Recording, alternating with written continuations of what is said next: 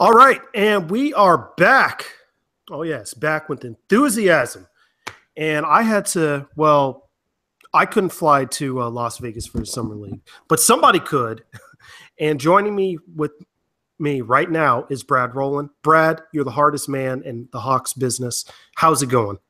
It's all right, man. It's very hot in Las Vegas. Just got done covering game 2 of the Hawks in the Summer League. So running around crazy, but it's a lot of fun. And other than it being 115 degrees, I was telling a story the other night. I walked out of the arena at about, I don't know, maybe 9 o'clock local time, 9:30 local time. It was dark outside and it was 107 degrees. Oh my goodness. Hey, hopefully, here we are. Hopefully no humidity. I'm hoping. No, it's dry, which is nice, but it's still hot, man. There's no way around that. So I understand that. Now, with being at the Summer League, one of the funnier things that I see from people, also that I understand with myself is, you're not supposed to take the Summer League too seriously. You shouldn't be looking too far into it. But I personally love to overreact and throw conspiracies at everything. Even though we're not supposed to take it seriously, but somehow, we all love overreacting to Lonzo Ball scoring less than 10 points, and all of a sudden we're overreacting to his triple-double. But that's neither here nor there, Brad. So let's get on and talk about kind of the big story with Atlanta in the sense of Summer League is their first-round pick. Now, they picked up a rookie, John Collins. How has he been looking so far? Pretty good, actually. I've been pretty impressed with Collins. He had a huge game, actually, on Sunday. I think he finished with 22 and 10 in only 24 minutes. So, obviously, that's pretty good. It's not for me, Summer League is not really about stats necessarily, and I was actually talking to Collins about that. He kind of laughed it off like he wasn't worried about the numbers, but he looked really good. He looks really explosive athletically, which is encouraging. Not that I was worried about his athleticism necessarily, but he's not terribly long. He's not a guy that has these huge wingspan and long arms like that. But if you're as big as he is and as physical as he is, with being as athletic as he's shown to be here, it's pretty encouraging. And also, we saw a couple of nice jump shots from Collins, which is something I was worried about. And to be honest, I'm still worried about. But still, he looked good shooting the ball from 15, 17 feet, and that's something that he's going to have to be able to do. So, some really good signs from Collins so far. One thing that I kind of really like about him is if you just look at the box score, he seems to be really efficient. He isn't just chucking up shots. He's making a lot of the shots that he's taking. And he also just seems to be really smart with the ball, making the correct pass. What are some skills that you have seen that are kind of encouraging or something that you want to look forward to? Yeah, I mean, you mentioned his efficiency. He was absolutely unbelievable in college from that standpoint. I think he actually led the country in PER as a sophomore. Just the numbers that he always put up. Points and rebounds are obvious stats people want to look for, and he definitely did a lot of that. But the efficiency sort of stands out. He is really good around the rim finishing. He's a great rebounder. It's something that I'm sure will translate. That was the one thing that I was very, very confident in with Collins, is that he was going to be able to rebound at the NBA level. So that's sort of his. Those are the traits that you can bank on with him. You mentioned his sort of decision-making in the post. That's been something that I was encouraged by in the last couple of games that I've seen here in Summer League, and some of the nice little passing. Collins was not necessarily a top-end passer in college, but you've seen a couple of those drop-off passes at the pro level so far that I've really been encouraged by. So, offensively, that's been the nice, encouraging package. Defensively has always been the concern for me. He was kind of a bad defender in college, just in general.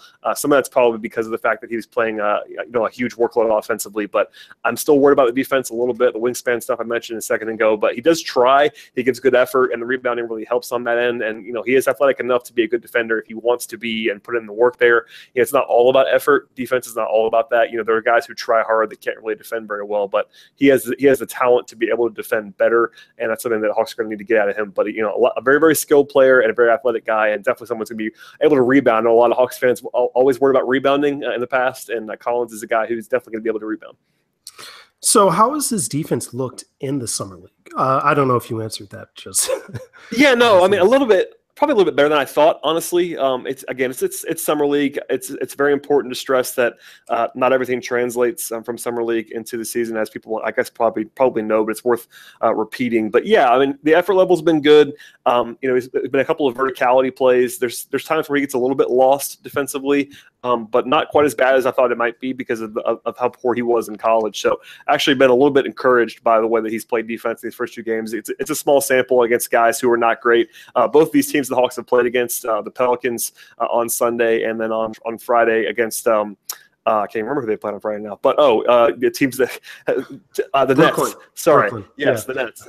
Those are teams that had a lot of good wings and not really a ton of big men. Obviously, the Pelicans had Check Diallo, who actually had a huge game, but aside from that, Collins has been able to kind of feast on his opponents. So I'm interested to see him play against somebody that's as big as he is, because Diallo is definitely a very good prospect, but more of the long, skinny type, whereas Collins is sort of that bruiser. So when he faces NBA size, I'm interested to see how that looks defensively, but it's been pretty good so far.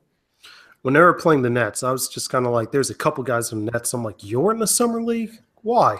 Yeah, I mean, Karis LeVert and Rondell Hollis Jefferson are both like NBA quality rotation wings right now. And they're playing summer league. It's kind of crazy, but yeah, that was my kind of thing. So another thing on Collins that I kind of noticed is whenever he's rebounding or whenever a ball just misses, he just seems to be around the ball, ready for the rebound. Also seems to run the floor very well. Like many times he seemed to be the first person back on the other end, ready on the offensive end. Does this kind of in line with his athleticism that we were advertised about, or how is this? Like he just seems to be in the right place. Yeah, I mean, I think he's a pretty smart player. Some that's just having a nose for the ball. Like you don't get to be as good as he was in college rebounding just by athleticism. You have to sort of know what you're doing as well. You know, positioning yourself well. You can sort of out athlete guys to a certain extent. But he was playing in the ACC. It was not like he was playing against sort of guys in the mid-major level or anything like that. So yeah, Collins is. I think he's sort of a sneaky smart guy in that way with his rebounding. And Coach Charles Lee, who's actually an assistant for the Hawks but is head coach in summer league, talked about the fact that they're really focusing on Collins sort of rim running and especially running the floor in transition, just always running hard in transition, because in college, I think he didn't say this, but I'm saying it as sort of my analysis, that he didn't always go end to end with full steam at the NBA level. Something that he could really do well and sort of take advantage of some guys, because he is so athletic and he is so fast compared to some other bigs, just running hard, and he has been in summer league. So it's 2 games. But it's been pretty good for Collins. I've been very, very surprised in a positive way with everything I've seen, especially the jump shot in the second game. I mean, he shot the ball really, really confidently. So I mean, as good as he could possibly have looked in 2 games is what I would say for Collins. Yeah, the thing with him that impresses me is not necessarily his athleticism, because he's had a couple of those like to me kind of wow dunks, but also it's just how efficient he is, how smart he is with the ball. It's just every time he gets it, he seems to make the right move or right decision. So yeah, I agree. Oh yeah. Okay. So moving on, let me talk about, since he's the big story, I'm sure for most Hawks fans, let me talk about some of the other newcomers. We have Tyler Dorsey, Alpha Kaba, and Diamond Stone. Take a minute to talk to me about a couple minutes for each of those guys that you've seen. Yeah, Dorsey's sort of obviously the most famous one because he was the most recent draft pick out of Oregon, had a huge NCAA tournament. Has not been great in summer league. He did play better in the second half of the second game on Sunday. He showed some signs of what Hawks fans want to see from him. I think the worry with Dorsey is that he doesn't really have a position necessarily. Like he's not quite big enough to be a full-fledged shooting guard, but also isn't quite quick enough to be a point guard. And defensively, he really can't guard point guard. So that's always been the concern with me with him, is that he's sort of a combo guard-ish kind of guy. To be fair to Dorsey, he needs probably more space than a lot of people would need to operate in the Hawks. It's summer league. Things are not always as free-flowing as you probably want them to be. So I never thought he would look his best in summer league, but at the same time, some of the stuff that you were concerned about him with the lack of burst and the fact that he's just more of a scorer than anything else has been sort of on display here. I'm not worried about Dorsey yet, but things have not been quite as encouraging for him as they were with Collins, for instance, even with the lower bar of expectations. But, I kind of like Dorsey. It's just a situation where I'm not convinced he's going to be anything. But the Hawks reportedly gave him a 2-year contract that's guaranteed. Sort of not a big surprise there. It's a minimum contract, but at the same time, he's going to be on the team, barring some crazy development. So he may not play much this year. I probably expect him to not play much at all. Probably spend some time in Erie, if I had to guess, with the D-League team. But he's a sort of interesting asset moving forward.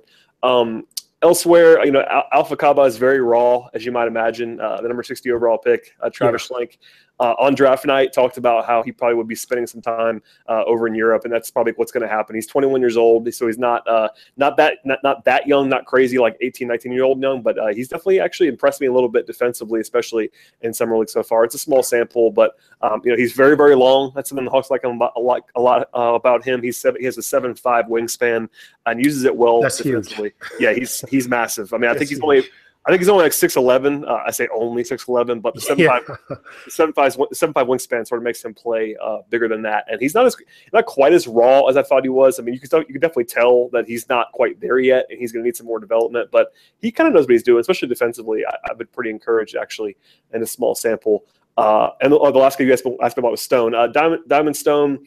Interesting asset for the Hawks to pick up in that Jamal Crawford trade. With also sort of the headliner was the first-round pick that the Hawks got, the 2018 first-round pick. But Diamond Stone's like an interesting throw-in. I think he was the number 40 overall pick in 2016 out of Maryland, one-and-done guy, big. He's big and skilled. He's a legitimate 7-footer. He actually lost some weight, it looks like.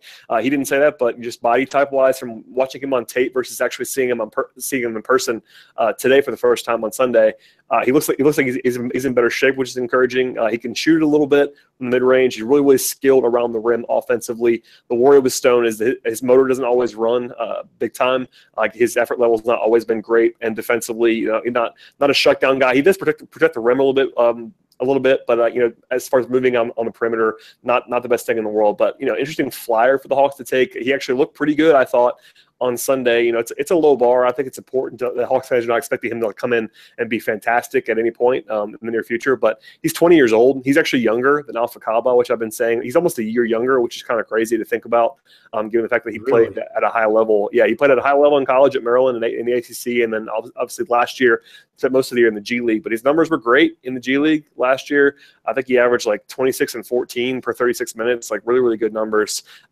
He's very raw still, but interesting sort of backup center asset. I'd be surprised if he played a lot for the Hawks right away, but a developmental guy, and they'll have a decision to make on him in a year when he's a restricted free agent. But sort of a nice little throw-in. So, just off topic, I have to ask you, how many times do you look in the mirror and have to tell yourself G League instead of D League? A lot. Especially around here, like talking to guys in summer league, talking to other writers and some scouts and stuff like that are on the scene. You kind of have to catch yourself on purpose, especially with writing it as well. They want it written a specific way, and they want it to be. It's basically G space league with no dash. So I've been trying to train myself, but yeah, you're right. It's not natural yet. At some point, it probably will get there, I assume. It probably will take longer than the NBA wants it to, just because it's sort of a bizarre name change. But listen, the Hawks have a team now, so I'm going to have to figure out how to write it and talk about it coherently when people ask me, so I'm trying my best. Well, it's a battle. For sure. So anyway, back to the thing everyone here is listening for, Summer League. So we have a couple of vets on the roster, second-year guys. Geez, I can never say his name right. Prince and DeAndre Bembry. Bembry, to me, seems to be running point a majority of the time whenever he's on the floor. He seems to be the playmaker I see at least the last 2 games that I've watched. But I'm just kind of surprised at his scoring. Like, I don't know. Granted, he's doing it in a way that I thought he would, but I'm just surprised because it seems like he took a giant leap this year. Tell me more about DeAndre Bembry and what you have seen. Yeah, Bembry's always been a guy I've liked quite a bit in the draft. I was somebody that I wanted the Hawks to target, so I've always been a fan, candidly, of him. But yeah, it looks better offensively in terms of, especially with the jump shot so far in summer league. It's a small sample, but I actually wrote about him on Sunday for Peachtree Hoops, and talked to DeAndre on Friday about his jump shot, and basically said that he knows that that's the one thing he has to work on the most. He basically took about a week off after the season ended and has been grinding ever since with Ben Sullivan, the Hawks assistant coach, on his jump shot. And you can kind of see that he shot the ball well at the free throw line on Sunday. He shot 8 of 10 from the line. It's been a point of contention with him, and usually is a good indication the guy's stroke is getting better when he's better at the free throw line. Only took 6 shots in this game on Sunday, but shot the ball well in the opener. Shot the ball with confidence here as well. And Bembry is always a guy who I thought sort of been sneaky athletic. He had this 360 dunk on Sunday that I think people were going to take notice of. But he's always been a guy he's springy. Not like the super duper explosive, ultimate kind of athlete, but he's a very good athlete. People don't really understand that about him necessarily because he's sort of wiry and doesn't necessarily look like he'd be a great athlete, but he is. And always a smart player, great passer. As you mentioned, he's sort of been playing point guard a little bit. But usually playing with a point guard, whether it be Josh Benjett or Bryce Cotton during Summer League. But Bembry has the ball in his hands quite a bit, and that's probably his best role for me, at least.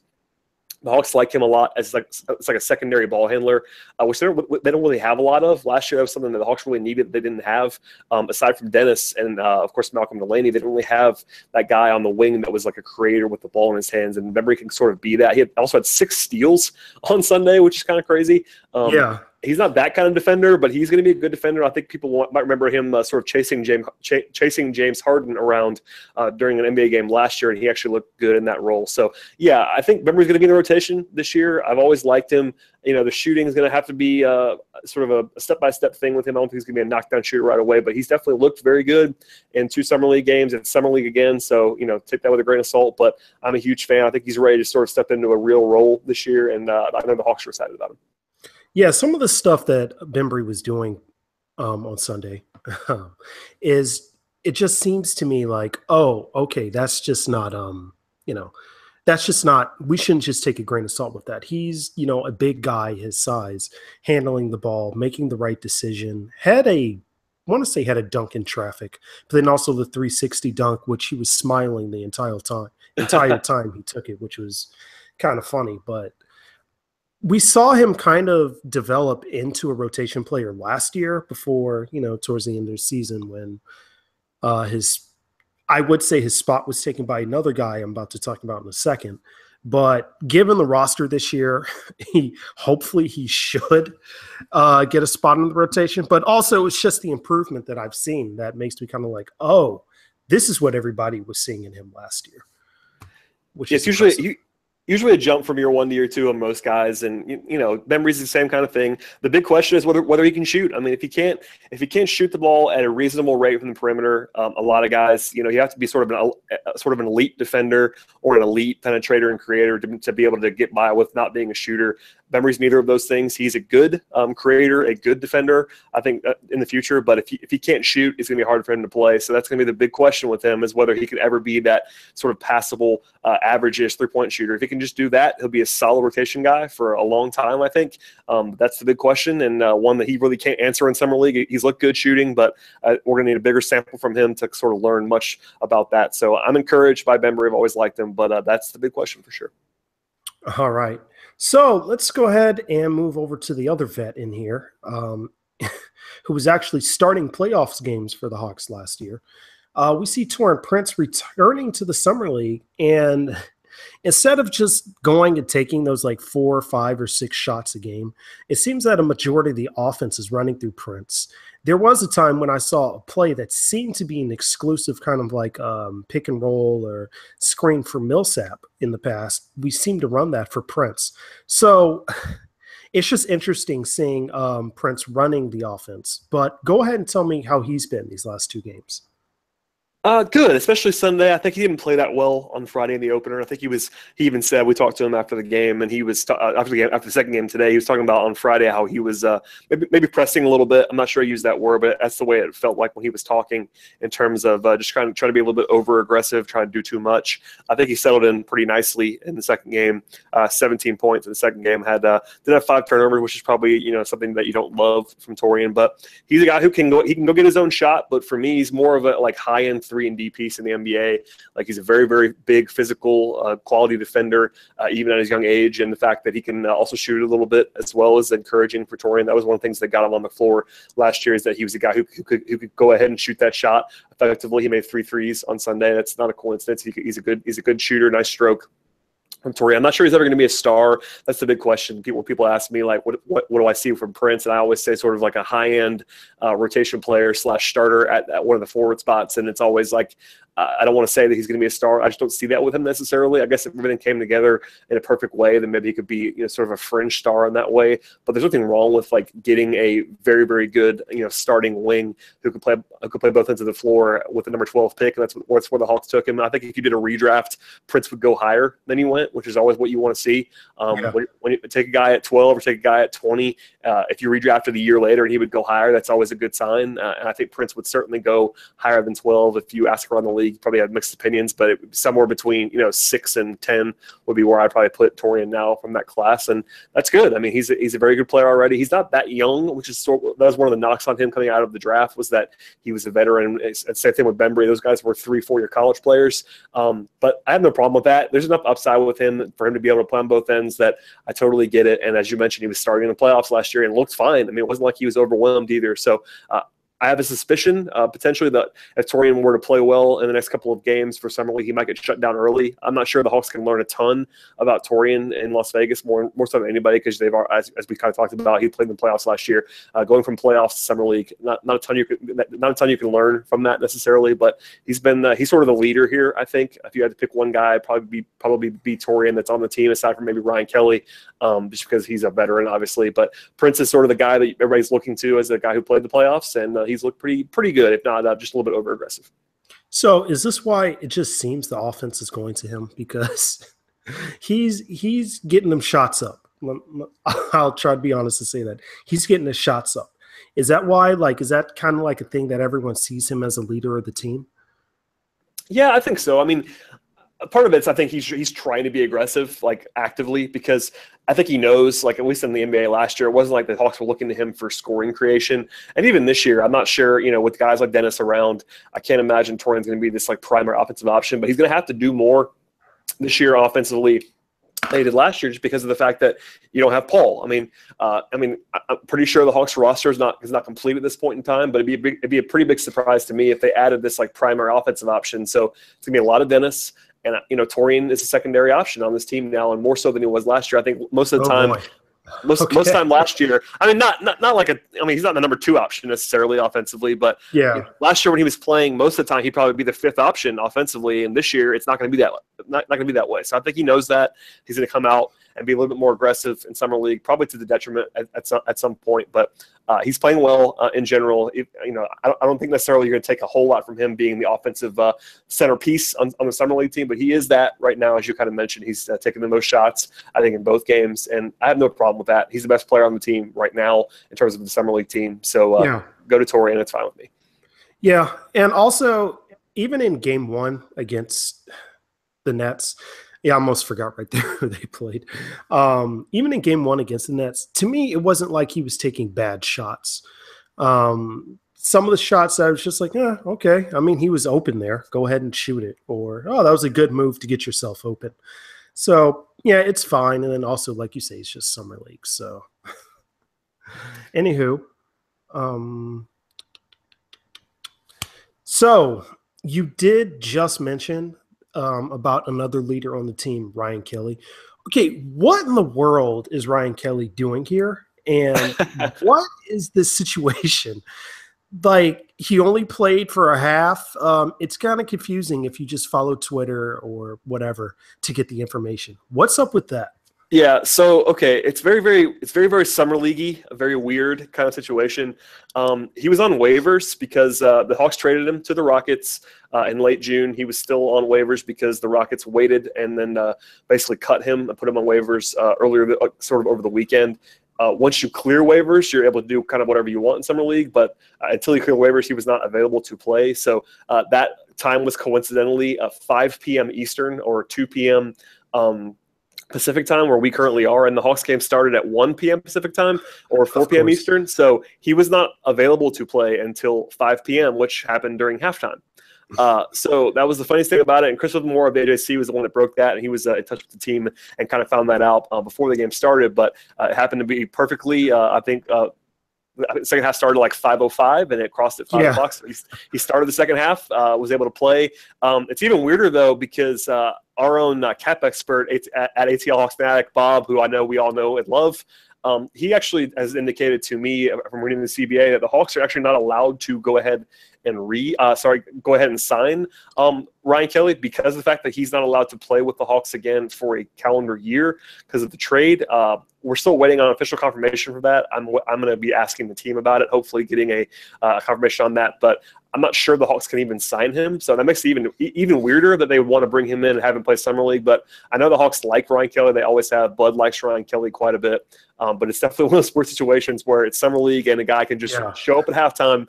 He was dressed, so to be fair, he didn't walk in the door at halftime. He was on the bench, but he just wasn't available to play until 5 p.m., which happened during halftime. So a wild situation in July. Even though Ryan Kelly is just sort of an interesting guy in terms of a fringe NBA player that I've always liked. But yeah, definitely an awful situation.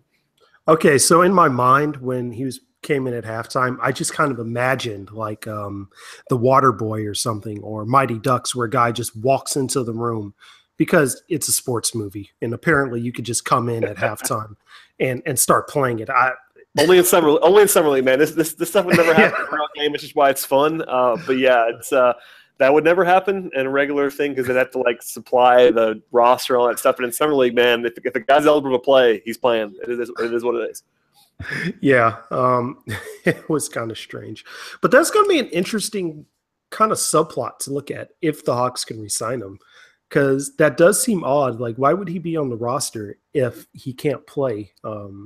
Or at least because the Hawks can't sign him until next year. Is it just because they wanted a guy in the roster, or they're hoping that he's going to be in the G League?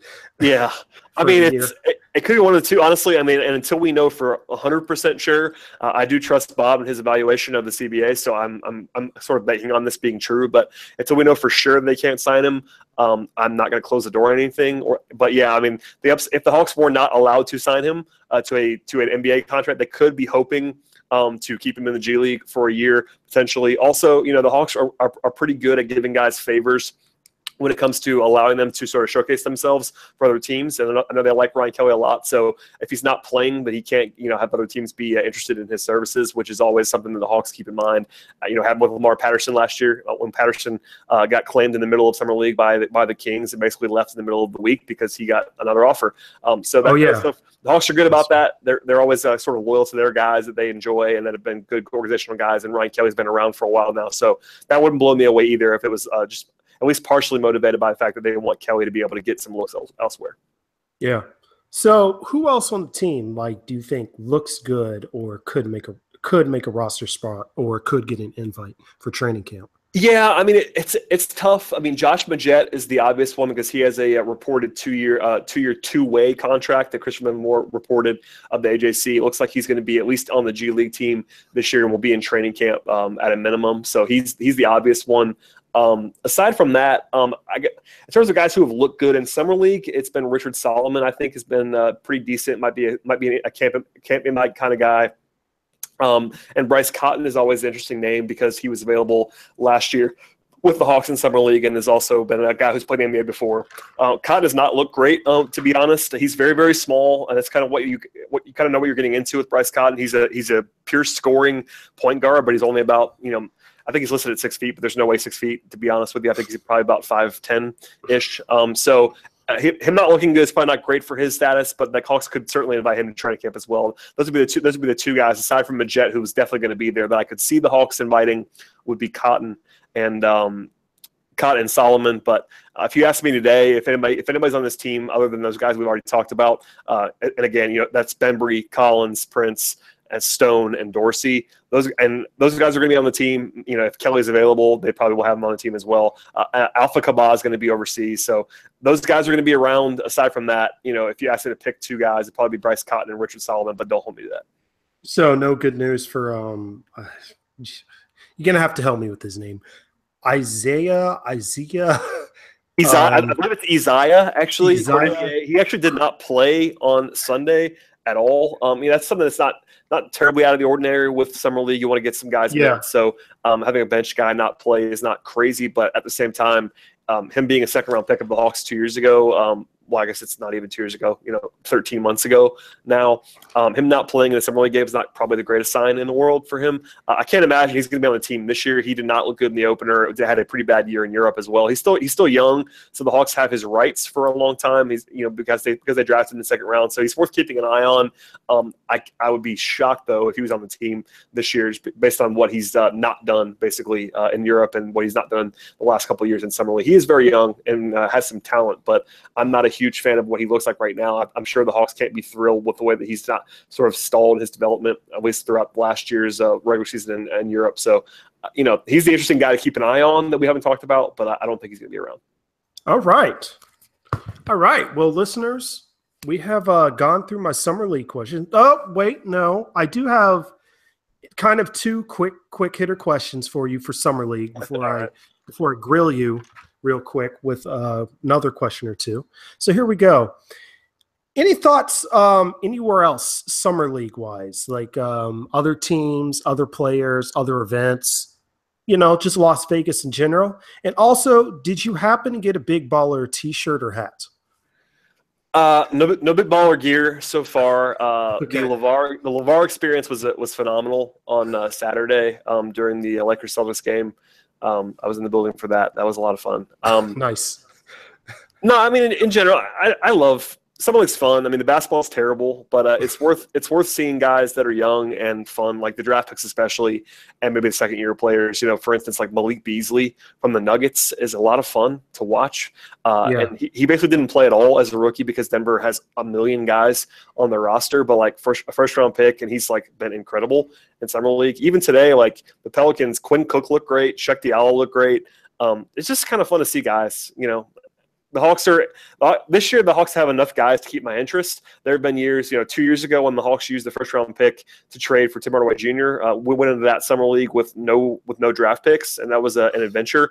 It was Mike Muscala and nothing else basically that entire week. So I probably talked to Mike, 6 times because there was nobody else that I cared about. So having a bunch of guys on the Hawks is fun that actually matter long term. But aside from that, I just basically watch the rookies and some of the second year guys and try to get some feel. But it's been fun. I mean, summer league's packed now. It's like a real event. I mean, the Lakers game, they sold out the day before. It was absolutely insane. They had 18,000 people in the building. That's more than basically any Hawks game ever has for a summer league game in July. So you can imagine that, for instance. So it's been a lot of fun so far. That's interesting. I'm going to go ahead and try to print out my ticket for next year's summer league. Do it. Find a good place. Find a good place to stay at and everything. Our own Glenn Willis is here also. Glenn is determined to make me jealous. I met Glenn yesterday. We talked for a long time just about basketball. It was a lot of fun. But yeah, I mean, he's a smart guy. He's just here taking it in with his brother. They bought tickets, so yeah, just come on down, man. It's a basketball diehard's paradise. So I mean, the basketball's not always great, but there's at least one guy in every game that's worth watching. So it makes the time pass pretty good. It's not too bad when you have to be in the arena for 10 hours a day. There are worse things in the world. Awesome. Well, I'm going to have Glenn come on hopefully in a week and tell me about his experience down there. Yeah, do it. But he's the best. Oh, yeah. Anyway, so moving on from Summer League, now we're going to get into the good stuff, the stuff I know you want to talk to me about, tell the world. So I talked about this earlier when I was talking to myself, to my wonderful audience, about Tim Hardaway Jr. and his offer from the Knicks, which is just dumbfounding. Like, I have no words. Just like, you find the Knicks development staff, you send him away to go get developed by another team and then bring him back. That's kind of what I'm pretty sure it is. But do you have any final thoughts for former Hawk Tim Hardaway Jr., your favorite? Well, yeah, I mean, the thing is, everybody knows my position on Tim as a player, and it's not like he's not useful. I'm just always going to be lower than the consensus on Tim just because he's the kind of guy that I'm always not going to appreciate in the same way that other people will, because he doesn't really defend. He's not terribly efficient, so that kind of guy doesn't really appeal to me. But at the same time, like, he got a lot better in Atlanta. He was here for 2 years. He was basically unplayable at the beginning. People forget that, he was inactive for the season opener his first year. Yeah. The Hawks were not. It didn't seem to be. I think they were pretty surprised by how bad his defense was early on and how little shape he was in. I think he's been pretty open about that. How he had to get in better shape. He went out and did that. He worked extremely hard, improved quite a bit, and became a very useful player, especially in year 2. This year he was starting down the stretch, and that was reasonable. I mean, he didn't. There's always things that he didn't do particularly well. I think defensively, it was pretty clear in the playoffs that he was a liability on that end of the floor, etc. etc. But I mean, he earned a big contract. Just this, the contract that he actually got was by all accounts insane. And that's not a shot at Tim Hardaway Jr. That's something that something that everyone has said, and I'm definitely on team get that money on players. So Tim getting that contract is great, and I congratulations to him. He deserves the money that somebody paid him because somebody offered him a deal. He signed it. There's nothing wrong with him doing that whatsoever. He got a lot of money. With that said, I haven't found a single person in the industry that I would trust that has said anything other than that deal makes no sense for the Knicks. But that's just the Knicks being the Knicks, and the Hawks. Yeah. I think it actually made the Hawks decision easy because one of the things I was interested in is actually where the Hawks would match an offer. There was some buzz that I've heard around that the Hawks were going to have a decision to make if it was somewhere in that $45-50 million range over 4 years. That would have been a reasonable thing that the Hawks actually would have thought about deeply and could have matched. And I wouldn't have been terribly upset with that. At the same time, getting offered 4 years and $71 million made it very easy for the Hawks, I would expect. I just can't imagine they even considered it beyond, I guess we have to think about it for a second because we like Tim, but that's just a crazy amount of money in this market to be paying a guy like Tim, who's a flawed player. He's a useful player, but he does have flaws, and I'm not sure he's even going to be a long-term starter. He has to be in New York because they just paid him all that money, so you have to play him like that, but I don't know, man. It's fine with me that the Hawks didn't match, obviously, as you could hear by my description. But I think they were actually, sort of blown away by the offer. And, I know everybody likes Tim. I'm a big fan of the guy. He obviously went to Michigan, so I enjoy his work in that respect as well. So congrats to him. The Hawks made the right decision not matching it, and now they had to kind of move forward and sort of reconcile themselves with the fact that they traded a first-round pick for a guy who stayed for 2 years and was basically unplayable for the first half of the first year. So they got a year and a half out of Tim Hardaway Jr. and then lost him for nothing, which is never the way you want to use an asset. But if you get paid in that kind of money, there's nothing that Hawks can really do about it. Yeah, and I don't know how more NBA players didn't just go up, fire their agents, and go up to Tim Hardaway Jr.'s agent right after that, because that's definitely something I would do. But yeah, to be fair, it's the Knicks, so anything is possible, especially because they don't even have a GM right now. It's Steve, without getting too deep in the Knicks, it's Steve Mills who's a long-term guy there. But at the same time, it was a perfect storm. They don't have a GM, and you just overpaid like crazy for a guy who's useful but not this great entity either. And the Knicks don't really know what they're doing. So I'm not sure he would have gotten even $10 million less than that from anybody else in the entire league. But credit to the agent, credit to Tim for getting the money, and he gets to earn it. In 4 years, he'll have $71 million in his bank account. There's nothing wrong with that. Yes, my dream job is to somehow get overpaid for something. Me personally, that is my dream job. That'd be great. So, I'm up for that. Okay, so last question for you before I let you go real quick. Now that Tim Hardaway Jr. is not returning, and we saw the news of Jamal Crawford's contract getting stretched, this should free up some cap space for us. Who do you see the Hawks trying to chase or possibly fill the space with? Yeah, it's really weird, and that was reported by Chris Livermore of the AJC that the Hawks were stretching him, and people don't really understand why, and I'm in that camp as well, because the Hawks already would have had cap space, and as we all kind of understand at this point, they're kind of in a rebuilding phase right now, so it would have made more sense to me to just sort of eat Crawford's contract against the salary cap this year, but stretching it would lessen the burden for year one, which means at least a lot of people's mind that it would make sense if the Hawks were to go out and spend some money, and I get that. That'd be the only reason to stretch it, is if the Hawks wanted to go out and do it. The only free agents right now that I'd be interested in at a huge price, and when I say huge price, I mean more than 8 figures, would be KCP, Kentavious Caldwell-Pope, of the Pistons, Nerlens Noel of the Mavs, and JaMychal Green of the Grizzlies. Those would be the 3 guys that I'd be looking at that make 8 figures or more. Obviously, Noel and KCP are probably going to get a little bit more than Green will get. Noel would be the best player of that group for me for the Hawks to target. But with that said, he's restricted, and the Mavs have said that they're going to match any offers, so it's almost fruitless. I guess if the Hawks were to max Noel, then maybe Dallas would relent at that point. But I think the easiest guy, of course, at this point would be Caldwell Pope because he's unrestricted. And he is young. He's from Georgia. He grew up here. He played basketball at the University of Georgia. So it makes some sense in that regard. At the same time, I wouldn't be on board necessarily with the Hawks paying him a ton of money. His max is like 4 years, and I think it's like $106 million, something like that. I don't think he's worth that. But if they can get him to take something of a hometown discount, like a 4-year, maybe $80 million deal, something like that. It sounds like a lot of money. I know it is. But I think that'd be a reasonable value. I kind of like KCP, but you can talk me out of it too. There's things that he can't do well. He doesn't really create his own shot. He's a really good defensive player, but not like an otherworldly defensive player. So I'm okay if the Hawks just don't use the space for really much at all. They have to fill the roster, but I think for me, unless you're going to get Noel or you get a steep discount on KCP, I would be okay just not doing much at all here. But I'm not sure that Schlenk agrees based on the fact that if they do actually stretch that contract in the way that it was reported, it seems like they might have a plan. Listen, they can also trade for somebody as well. That's something that the Hawks could do. They could do that DeMarre Carroll deal or the Jamal Crawford deal and basically just take a big salary back in order to get some picks. That's an obvious thing that they could get involved with Ryan Anderson from the Rockets, something like that, like a bad deal, and just get some assets along with it. So they have the flexibility that Schlenk keeps talking about how much he likes it. We'll see. I'm not convinced of anything at this point, and it's sort of radio silence right now, which is a very, very weird. We're all kind of waiting for the other shoe to drop, but until it does, we're all just guessing, to be honest, and that includes me. So we'll see what happens. Awesome. Well, thank you, Brad, for coming on and talking with me. And enjoy Vegas, man. Hopefully you don't get too hot, and enjoy the basketball there because that's what counts. I will do my best to not die while I'm here. I'll be back, and we'll be running some on Peachtree Hoops all week.